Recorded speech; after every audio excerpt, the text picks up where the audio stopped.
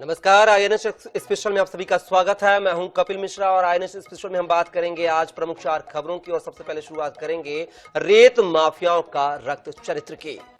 शहडोल जिले में खनन माफियाओं का आतंक देखने को मिला है, जहां सोन नदी में हो रहे रेत के अवैध खनन को रोकने गए पटवारी प्रसन्न सिंह को माफिया ने ट्रैक्टर से कुचलकर मौत के घाट उतार दिया।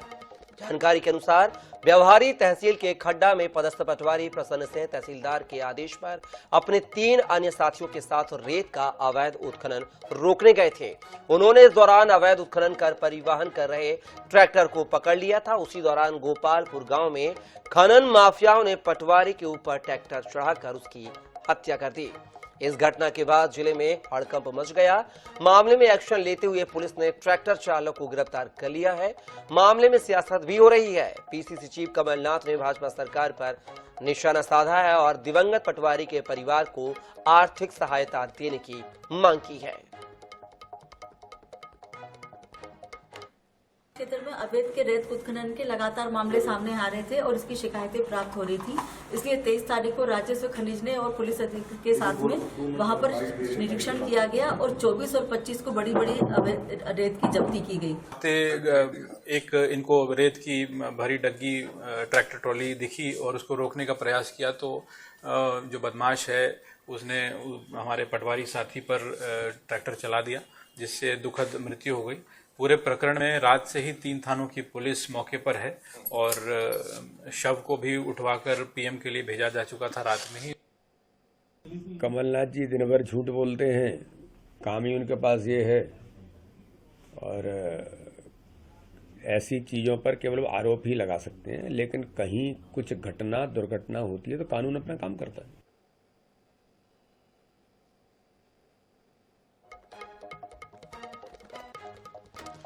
और इस खबर पर हमारे साथ हमारे सहयोगी शहडोल से प्रदीप पांडे हमारे साथ फोन लाइन पर जुड़ गए हैं। प्रदीप, बात की जाए तो शहडोल में एक अवैध खनन रोकने गए अधिकारी यानी कि पटवारी प्रसन्न सिंह को ट्रैक्टर से कुचलकर रेत माफिया मौत के घाट उतार देते हैं। आखिर क्या कर रहा था पूरा शासन प्रशासन इस पूरे मामले को लेकर? जी बिल्कुल, जिस तरीके से ये घटना सामने आई है उससे ये स्पष्ट हो गया है कि किस तरीके से रेत के जो अवैध कारोबारी हैं वो पूरे इलाके में सक्रिय हैं। खास बात यह है कि 4 पटवारियों का दल था। लगातार 3 दिनों से प्रशासनिक अमला रेत माफियाओं के विरुद्ध कार्रवाई कर रहा था। कई जगह रेत की जब्ती भी की गई और लाखों की रेत भी अलग अलग स्थानों से जब्त करके खनिज और राजस्व की टीम ने जब्त किया और उन्हें सुरक्षित रखवाया। उसके बाद देर रात तक ये रात 8 बजे तक कार्रवाई चली। उसके बाद प्रशासनिक अमला जो है वहां से निकल गया और तहसीलदार के निर्देशन पर ये 4 पटवारी मौका मुआयना करने गए हुए थे। रास्ते में उन्हें फिर एक ट्रैक्टर दिखाई देती है जिसे रोकने का प्रयास किया जाता है पटवारी प्रसन्न सिंह द्वारा और ट्रैक्टर जो है वो चालक रोकता नहीं है बल्कि उनके ऊपर चढ़ा देता है और उनकी इस दौरान दर्दनाक मौत हो जाती है। खास बात यह है कि जब प्रशासन 3 दिन तक लगातार कार्रवाई करता है, उसके बावजूद कुछ ही घंटों बाद रेत का फिर से उत्खनन उसी क्षेत्र से शुरू हो जाता है, जो अपने आप में एक बड़े सवाल खड़ा करता है। दूसरी अहम बात यह भी है कि ये क्षेत्र जो व्यवहारी का ये पूरा इलाका है जिले का, ये अवैध रेत उत्खनन को लेकर हमेशा से ही सुर्खियों में रहा है। खास बात यह है कि बाजार में रेत की मांग जो है वो लगातार बढ़ी है। निर्माण कार्य जोरों पर है और मोटी कीमत रेत की बाजार से मिल रही है। इस तरीके से अगर देखा जाए तो ये जो सक्रिय रेत माफिया है वो बाजार में इस रेत की सप्लाई करके मोटी कीमत वसूल करते हैं और जिसके कारण इनकी संख्या में भी इजाफा हो रहा है। रेत के टेंडर हुए नहीं है और ये एक बड़ी वजह है कि रेत के कारोबार पर अंकुश नहीं लग पा रहा है।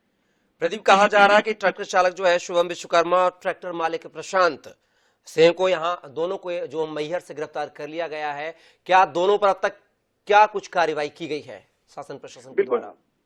बिल्कुल, प्रशासन ने हत्या के मामला के साथ खनिज अधिनियम का भी मामला दर्ज किया है। दोनों आरोपियों को गिरफ्तार कर लिया गया है और जिस ट्रैक्टर से इस दुर्घटना को अंजाम दिया गया था वो ट्रैक्टर भी जब्त कर लिया गया है। शुभम विश्वकर्मा जो था वो ट्रैक्टर का चालक था और उसे मैहर से गिरफ्तार कर लिया गया है। घटना के बाद ही जो प्रशासनिक अमला है वो 3 थानों की टीम जो है लगातार सक्रिय रही और अपनी सक्रियता दिखाते हुए उन्होंने इनको गिरफ्तार तो कर लिया। लेकिन अब भी बड़ा सवाल यह है कि क्या इस घटना के बाद प्रशासन की इस कार्यवाही के बाद अब अंकुश लग पाएगा, क्योंकि अभी भी रेत के टेंडर शहडोल जिले में हुए नहीं है।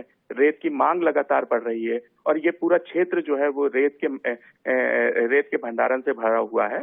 तो खास बात यह भी है कि अब प्रशासन की आगे क्या रणनीति होगी कि इन माफियाओं पर अंकुश लगाया जा सके और इस पर आगे इस तरह की कोई घटना ना हो, इस दिशा में कार्रवाई की जाए। प्रदीप, जैसा कि आपने कहा, इस घटना के बाद देखना होगा प्रशासन कितना अलर्ट होगा, लेकिन बात करें तो ये कोई पहली ऐसी वारदात नहीं है जब किसी अधिकारी के ऊपर हमला हुआ हो या उसकी मौत हुई हो। बात करें 8 मार्च 2012 की, जहां पर मुरैना जिले में आईपीएस अधिकारी नरेंद्र सिंह के ऊपर भी रेत माफियाओं ने यहां पर ट्राला चलाकर उनकी हत्या की थी। उसके बाद अब शहडोल से इस तरह की घटनाएं सामने आई हैं। तो आखिर शासन प्रशासन की ऐसी क्या चूक नजर आती है जो इस तरह के रेत माफियाओं के हौसलों पर पलीता नहीं लगा पाती है? जी बिल्कुल, अब ये बात बिल्कुल कहने वाली बात होगी कि किस तरीके से जो रेत माफिया हैं वो प्रदेश के अलग अलग इलाकों में सक्रिय हैं, बेखौफ हैं। उन पर प्रशासन का किसी तरह का डर नहीं है, खौफ नहीं है। वो प्रशासनिक अमले को कुचलने का प्रयास करते हैं, कोई भी अंकुश लगाने का काम करता है तो उस पर इस तरह की घटनाएं जो है वो सामने आ जाती है। लेकिन सवाल यह भी है कि प्रशासन के आला अधिकारी, प्रशासन की टीम अगर मुस्तैदी से इस दिशा में काम करे तो ऐसी वजह क्यों सामने आ जाती है कि इस तरह की घटनाएं सामने आ जाती हैं। खास बात यह है कि प्रशासन से बड़ा तो माफिया नहीं हो सकता। ये इस तरह के सवाल लगातार उठते रहे हैं। जो राजनेता हैं, पक्ष है, विपक्ष है, एक दूसरे पर आरोप प्रत्यारोप लगाते रहते हैं, लेकिन इस तरह की जो घटनाएं हैं वो रुकने का नाम नहीं लेती। तो प्रशासनिक अमला कहां पर ऐसी चूक कर देता है, इस पर ये देखने वाली बात होगी और आगे इन घटनाओं से प्रशासन किस तरह से सीख लेता है, यह भी एक देखने वाली बात होगी। लेकिन प्रदीप, यहाँ पर रेत माफिया की बात की जाए, वो मैहर जिले का रहने वाला है, वहां का रहता है और शहडोल में अवैध रेत उत्खनन और परिवहन करता है। तो क्या माना जाए, एक जिला से जो दूसरा व्यक्ति दूसरे जिले में जाकर अवैध रेत का उत्खनन करता है, परिवहन करता है और उसकी भनक शहडोल प्रशासन को, शहडोल खनिज विभाग को ना हो, ऐसे कैसे हो सकता है? तो क्या माना जाए, मौन तरीके से ही शासन प्रशासन की कहीं ना कहीं रेत माफियाओं को सहमति मिलती है, इस वजह से इस तरह की घटनाएं और अपराधियों के, माफियाओं के हौसले बुलंद है? देखिए, मैं आपको बता दूं कि ब्यौहारी का ये पूरा क्षेत्र है, ये शहडोल जिले की सीमा के साथ रीवा, सीधी, सतना से भी लगा हुआ है और यहाँ पर पहले भी जो रेत का उत्खनन हुआ, भंडारण हुआ और इस तरह की पहले भी खबरें आई हैं कि यहाँ से रेत की रीवा, सीधी, सतना में सप्लाई हुई है। इन जिलों में भी यहाँ की रेत जो है वो जाती रही है। खास बात यह है कि एक तरफ से रेत का अवैध उत्खनन कर लेना, उसका भंडारण कर लेना और समीपी जिलों तक उसका परिवहन भी कर देना, ये एक छोटी सी प्रक्रिया नहीं है। इस प्रक्रिया को समझने वाली बात है कि ये लंबी दूरी तय करना, इस रेत को उत्खनन करके भंडारण करना, और ये एक पूरा एक नेटवर्क है जो एक नेटवर्क काम करता है।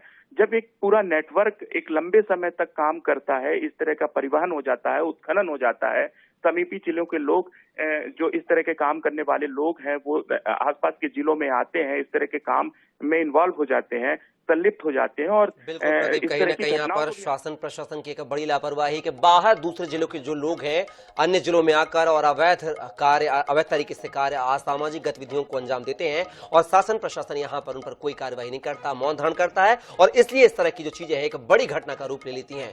फिलहाल के लिए प्रदीप, आप हमारे साथ जुड़े, तमाम जानकारी को साझा किया उसके लिए बहुत बहुत शुक्रिया।